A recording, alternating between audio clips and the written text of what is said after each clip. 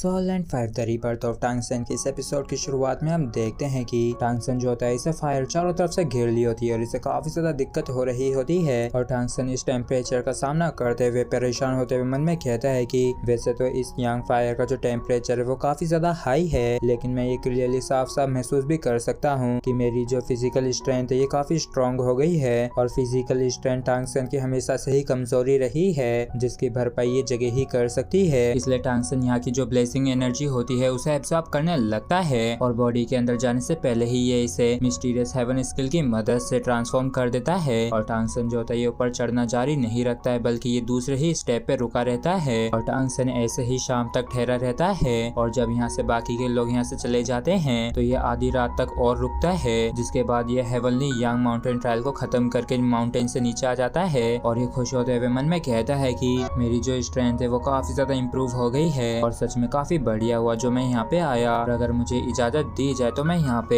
3 दिन 3 रातों तक रुक सकता हूँ और यहाँ पे करीब 1-1.5 साल कल्टीवेट करने से ही मैं अपनी फिजिक को गॉड लेवल तक पहुँचा पाऊंगा। लेकिन ये वाकई में काफी बुरी बात है कि समय मेरे साथ नहीं है क्योंकि अभी मुझे टूर्नामेंट के अंदर कम्पीट भी करना है जिसके बाद ही देखा जाएगा कि आखिर क्या करना है। और फिर टांग सेन तुरंत ही हेवनली यांग माउंटेन से निकल कर अपने व्हाइट टाइगर होटल के अंदर लौट आता है और होटल में आते ही डायरेक्टली अपने रूम के अंदर आ जाता है जिससे कि ये मेडिटेट करके कल्टीवेशन कर सके और इसी दौरान ये अपने ब्लू सिल्वर एम्परर के अंदर आए हुए बदलावों को भी महसूस करता है क्योंकि इसकी जो ब्लू सिल्वर एम्परर है वो पहले से ज्यादा काली हो गई है जैसे कि ये भुंज के सुकड़ गई हो, लेकिन इसकी जो स्ट्रेंथ है वो काफी ज्यादा बढ़ गई है और तो और इसके अंदर थोड़ी सी आग की गर्मी भी आ गई है और टांग सेन मन में कहता है कि ये वास्तव में सबसे ज्यादा पावरफुल हेवनली सनफ्लावर है क्योंकि यहाँ तक कि इसका असर गोल्डन लाइगर फ्लेम पे भी पड़ा और मैं बिग कैट को भी सलाह दूंगा वहाँ पे जाने की जिससे कि वो भी फायदा उठा सके। और इन बदलावों को महसूस करने के बाद टांग सेन तुरंत ही मेडिटेशन में गुम हो जाता है क्योंकि सबसे पहले इसे अपने आप को रिकवर करके पहले वाली स्टेट में आने की जरूरत है, इसके बाद ही ये कल दूसरी जगह पे जा पाएगा। और अगले दिन सुबह सुबह टांग सेन तुरंत ही निकल जाता है और इस बार इसकी मंजिल अर्थली यिन हेवनली स्पिरिट एम्परर की अर्थली यिन होली माउंटेन होती है और यहाँ पे आने के बाद टांग सेन मन में कहता है कि अर्थली यिन होली माउंटेन जो है ये स्ट्रॉन्ग ग्लूमी ऑरा से भरा हुआ है लेकिन यहाँ पे क्लाइंबर से ज्यादा है हेवनली यांग होली माउंटेन की तुलना में, लेकिन इन सभी ने ही काले रंग के लबादे को पहन रखा है जिसने पूरी तरीके से इनकी आइडेंटिटी को छिपा के रखा है और ना जाने मुझे क्यों। चलो छोड़ो जाने दो, सबसे पहले माउंटेन पे चढ़ते हैं और वैसे भी मुझे मालूम चल ही जाएगा कि आखिर यहाँ पे क्या अजीब सी चीज है जब मैं इसके ऊपर चढ़ना शुरू करूंगा। और जैसे टांग सेन इस माउंटेन की पहली सीढ़ी के ऊपर कदम रखता है तो एक ही पल में इसकी काफी ज्यादा बुरी हालत हो जाती है और ये काफी परेशान होते हुए मन में कहता है कि ये ठंड तो वाकई में काफी बुरी है और ये स्ट्रॉन्ग होती ही जा रही है और अब तो मेरी ब्लू सिल्वर एम्परर के अंदर हेवनली यांग ऑरा है तो मैं यही सोच रहा हूँ कि क्या ये इस कोल्ड एनर्जी को रेजिस्ट कर सकती है या नहीं। और फिर टांग सेन तुरंत ही ब्लू सिल्वर ग्रास को रिलीज करने लगता है और जैसे ये आगे की तरफ अपनी ब्लू सिल्वर ग्रास को भेजता है लेकिन तभी इसके काफी तगड़े वाले होश उड़ जाते हैं क्योंकि इसकी जो ब्लू सिल्वर ग्रास होती है वो जगह जगह से ब्लास्ट होकर टूटने लगती है जिस वजह से टांग सेन जो होता है काफी बुरी तरीके से इंजर्ड हो जाता है और मन में कहता है कि काफी देर हो चुकी है क्योंकि असल में ये जो कोल्ड एनर्जी है ये ब्लू सिल्वर एम्परर के साथ ही मेरी बॉडी के अंदर घुस गई है और इस चीज को मेरी बॉडी के अंदर जो ब्लू सिल्वर एम्परर का ब्रांड है वो झेल नहीं पाया है जिस वजह से इसके अंदर क्रैक्स आ गए हैं और इस वजह से मेरी बॉडी के अंदर दो यिंग एंड यांग एनर्जीज एक दूसरे से काफी खतरनाक तरीके से टकरा रही हैं और इससे भी बुरी बात यह है कि मैं इसे बिल्कुल भी कंट्रोल नहीं कर पा रहा हूँ और अगर ऐसा ही चलता रहा तो मैं निश्चित रूप से यहाँ पे मारा जाऊंगा।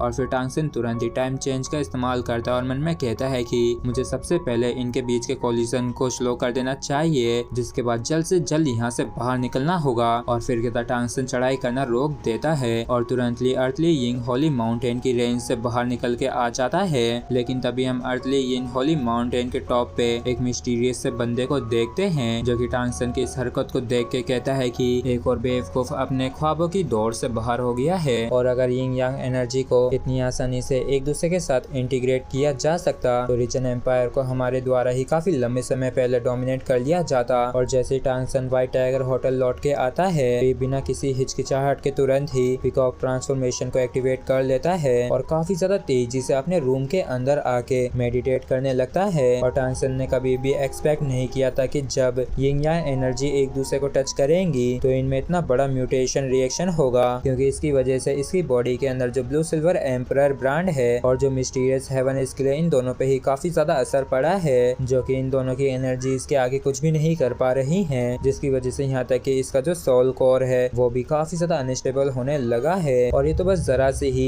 दो हेवनली एम्परर की होली माउंटेन की पावर है। और यहाँ तक कि इसकी जो मिस्टीरियस हेवन स्किल की न्यूट्रल और पीसफुल एनर्जी है वो भी इसे रोक नहीं पा रही है। और इसी वजह से टांग सन परेशान होते हुए मन में कहता है कि अगर ऐसा ही लगातार चलता रहा तो निश्चित रूप से आज मैं यहीं पे मारा जाऊंगा। और मुझे बिल्कुल भी समझ में नहीं आ रहा है कि अब मुझे क्या करना चाहिए, या मुझे ब्लू सिल्वर एम्परर ब्रांड को हटा देना चाहिए। लेकिन तभी टांग सन का ध्यान इस नए ब्रांड के ऊपर पड़ता है जिसके ऊपर बिल्कुल भी असर नहीं पड़ा होता है इन दोनों एनर्जीज की वजह से। और इसी के साथ फ्रेंड्स हमारा ये जो एपिसोड है यहीं पे खत्म होता है। अगर आप लोगों को वीडियो अच्छा लगा हो तो प्लीज चैनल को सब्सक्राइब और वीडियो को लाइक करना बिल्कुल भी ना भूलें। Thank you.